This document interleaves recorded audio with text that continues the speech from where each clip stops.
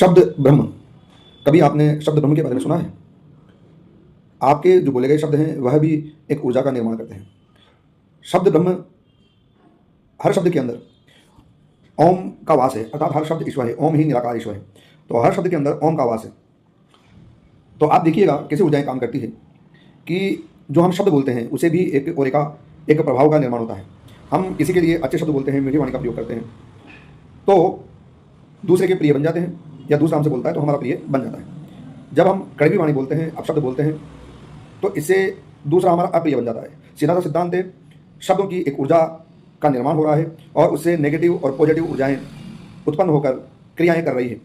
सैकड़ों हजारों किलोमीटर दूर बैठा हुआ व्यक्ति भी अगर आपको फोन पर अच्छे शब्द बोलता है तो आपको अच्छा लगता है, पर अगर वो दूर बैठा हुआ व्यक्ति भी अपशब्द बोलता है तो बुरा लगता है। तो ऊर्जाओं का ट्रांसफॉर्मेशन हो रहा है। तो इसलिए से ही शब्द को भी ब्रह्म कहा गया है, ईश्वर कहा गया है।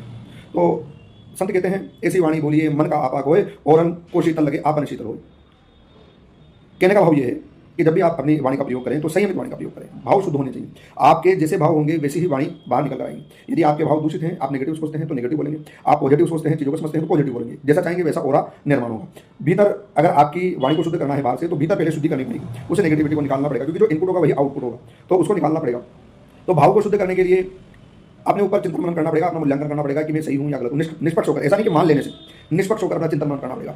चिंतन मनन तब होगा जब आप विवेक दृष्टि से संपन्न होंगे। आप बुद्धिमान हो सकते हैं, विवेक दृष्टि से संपन्न नहीं हो सकते। विवेक दृष्टि से संपन्न होने के लिए साधना करनी पड़ती है। साधना करने के लिए निष्कलंक भाव से, कमिटमेंट और डेडिकेशन से आपको अपने गुरु को प्राप्त ब्रह्म मानकर, क्योंकि गुरु भी ब्रह्म है, ईश्वर है, ऐसा मानकर आपको 100% डेडिकेशन, कमिटमेंट लगाकर उसके क्षणों पर उसके शब्दों को समझना पड़ेगा। उसका जो शब्द ही मंत्र है और उसके अनुसार साधना करनी पड़ेगी। ये एक दिन का विषय नहीं है। तब जाकर आपका विवेक उन्नत होगा, आपकी आत्मदृष्टि होगी, तो शब्द भी ईश्वर बन जाएगा, जीवन भी ईश्वर बन जाएगा, सृष्टि में भी ईश्वर दिखाई देगा। कण कण में ईश्वर विराजमान है।